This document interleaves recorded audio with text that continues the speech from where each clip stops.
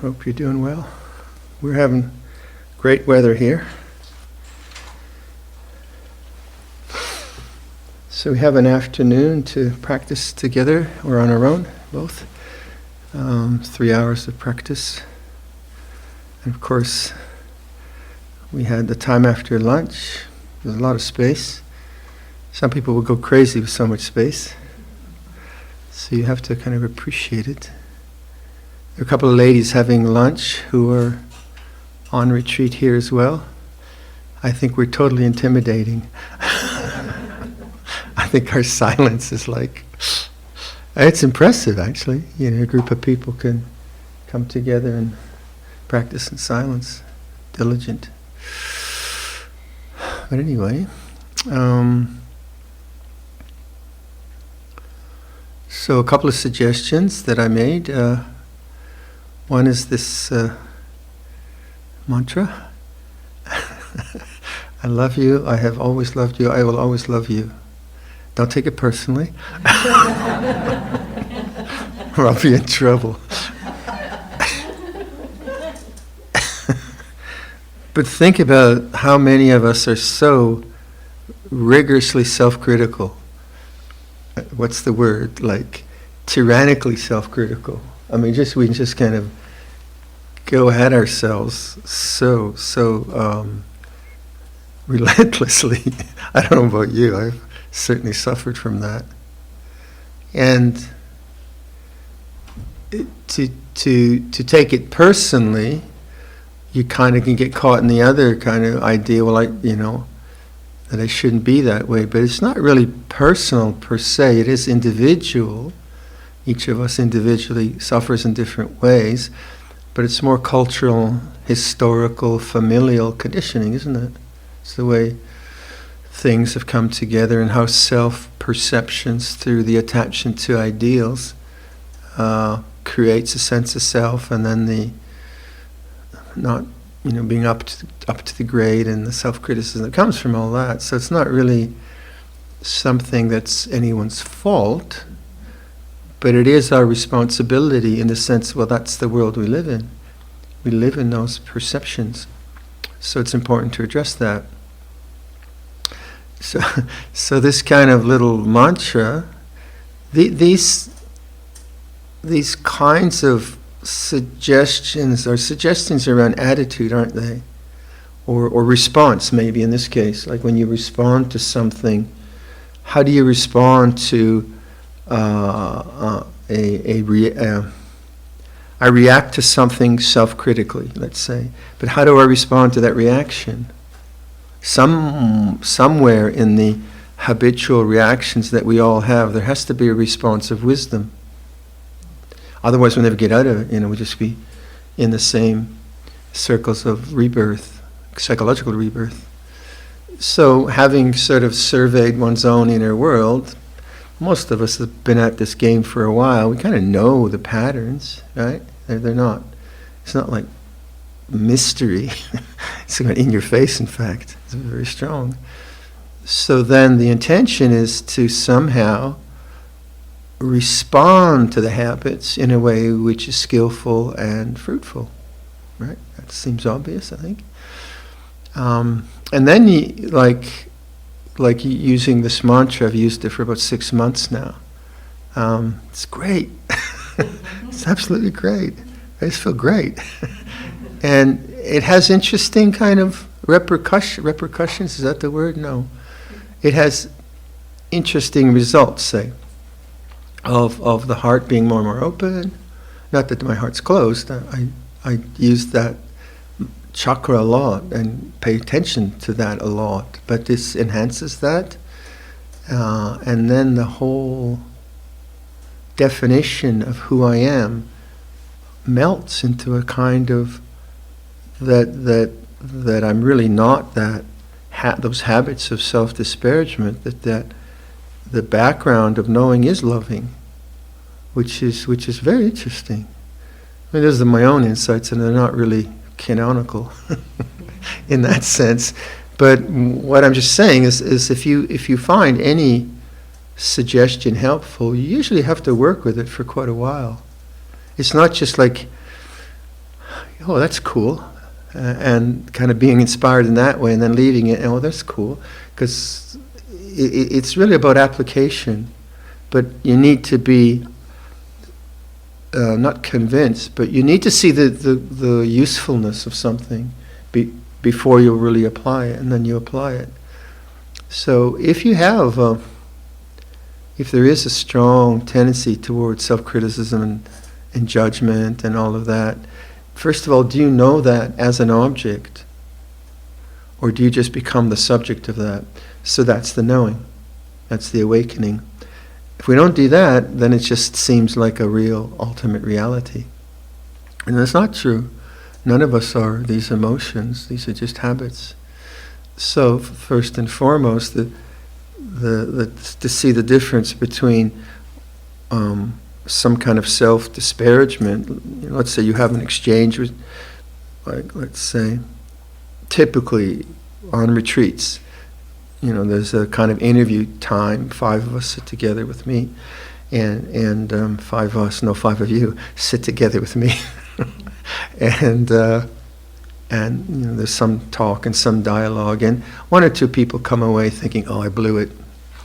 I just blew it." No, I mean, it's totally. I shouldn't have said that. I should have said something. I should have rehearsed, and the mind just goes into these self-disparagements, right? And we all chuckle because it's true, right? And so when that comes up, do you know that as an object in awareness, or are you the subject of that? And for how long are you the subject of that? And that's what we mean by rebirth. Huh?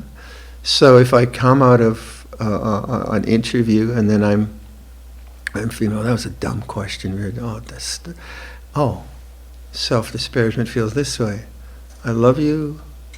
I've always loved you. I will always love you. Now, what's going to be the result of that? Well, the arising of self-disparagement in the next moment, because it'll arise 3 minutes later, you know that. It hasn't ended yet. The chance that you'll engage with it in a different way is more probable, right? And then it comes up again, and you get, oh yeah. Self-disparagement feels this way. I love you. I've always loved you. I will always love you. And so that whole mechanism of habit now that used to just play out until something else happened, and then it was broken. That habit was broken. Now you have some insight into it. You're playing around with it. You're inquiring into it, and you're putting a whole different mindset in its place, loving kindness. If the habit, in these habits we call anusaya in the Pali, they're called, usually translated as latent tendencies. And so these habits are insidious. They have power. They just come into consciousness because the mind has been conditioned that way. So by applying right, I would say this is right thought, for me at least, right thought, right effort. It has some samadhi in it, right? It's part of the path. It's not a function of craving. It's the letting go of craving. It's the letting go of self-identity around this. So it's many, many wholesome factors are working with this little mantra. And then the anusayas, the latent tendencies, they dissipate, they cease. So in the moment of the arising of the habit and the application of this little mantra, you have some relief. Some relief from that. But then in the long term, the whole identity with self, and in this case, self-disparagement, that begins to fade. And then the strength of awareness, the strength, I would say, of loving kindness, the background, that becomes more and more evident. And so it's always this the lessening of the unwholesome and the strengthening of the wholesome.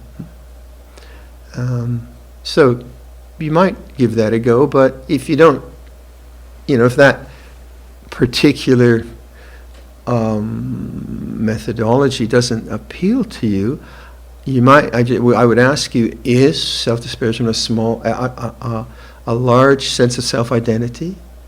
Does this I-making, ahankara mimankara, the I-making, my-making mindset, does that come up? How does that come up?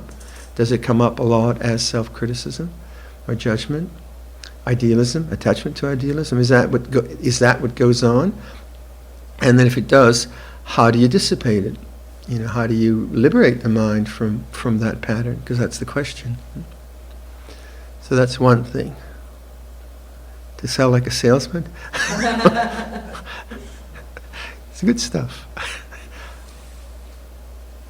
This is in awareness, so this experience is in awareness. So that was the other thing I mentioned. I find that very helpful. But again, it's a kind of intuitive perception, and it's not so obvious. But again, it's something that one keeps suggesting to oneself.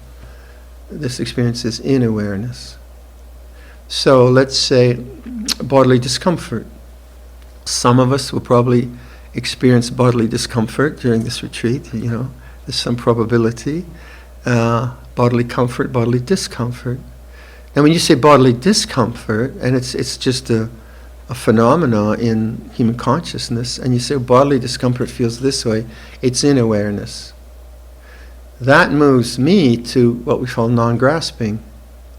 It's in awareness. Again, it's not some kind of philosophical statement that everything is in. It's not so much that. It's a practical perception that I can introduce into the feeling of a painful knee. So, I don't know, many of us are my age, or younger or older, and I don't know about you, I every day I find a new pain. This yet another, I have hips, is that right? So it's not going to get better. So then having gone to the doctor and all that, but you take discomfort as the object of awareness, but then it's not about the discomfort. It's about this is in awareness. It's that whole relationship. It's not just about the hip. If it's about the hip, then I go to the doctor. That's important. I've done that, but it's about that. This is in awareness. So the self-identity with the body and all the attachments that has is challenged, is referenced in a different way. And the reference is, this is in awareness. And you get the space around it. Certainly I know one friend who suffers a lot from Lyme disease. A lot. And that way of seeing the pain of Lyme disease in the body, in the joints and in the guts and so on. This is an object in awareness. And then he uses that mantra, I love you, I have always loved you, I will always love you. You don't love Lyme disease, do you? Basically, you want to get rid of it. You hate it. But if it's there, and one has done everything one can, then what do you do with chronic illness or pain and these very real things that we have as human beings?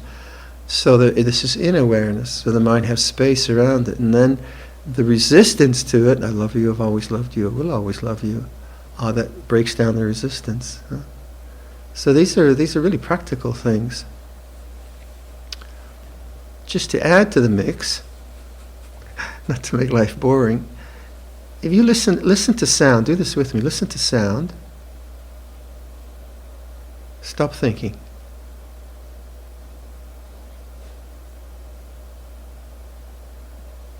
It's silence, right? Now, without thinking about this, just observing, there's consciousness, and there's sound. Now, is there a listener? Is there a third thing called I listening to sound? Do this without thinking. Listen.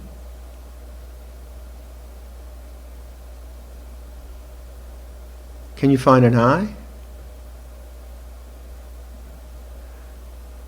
Someone puts up their hand, I'm in trouble.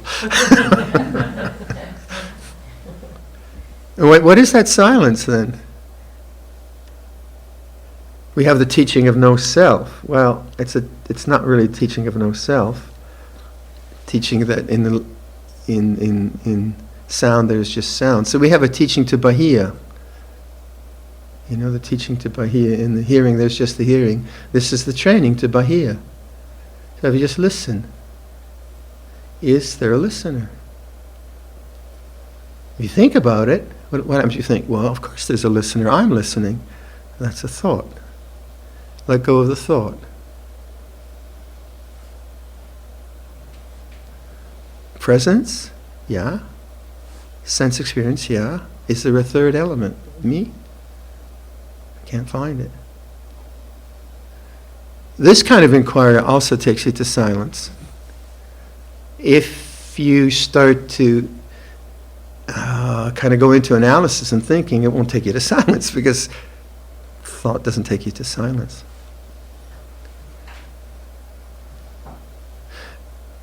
So on this retreat, may I suggest really investigating silence rather than getting rid of thought. There's a difference, right? Getting rid of thought is violent. Noticing silence is always there. And it requires a kind of intelligent inquiry, I would say. And these are the ways I like to do that. So you have the kind of possibilities. So then taking it down to an object of meditation, right? Because it's good to stay grounded in some way. Take the breath. Use the breath if you want. A lot of people don't like the breathing meditation, then don't use it. They find just opening up to the space of the way things are, and just being the knowing, they found that much more fruitful than the breath. Some people get too spaced out, and then being with the breath is actually very, very helpful. So there's a lot that you have to figure out yourself there. But I'll just suggest again the breath as a way of remembering the present moment. But then, see how can you touch that silence? So if I listen, there's silence. If I observe, is there a listener? No. There's just silent presence, knowing. So the teaching to Bahia, in the hearing there's just the hearing, in the seeing there's just the seeing, in the cognizing there's just the cognizing, that beautiful, beautiful sutta to Bahia.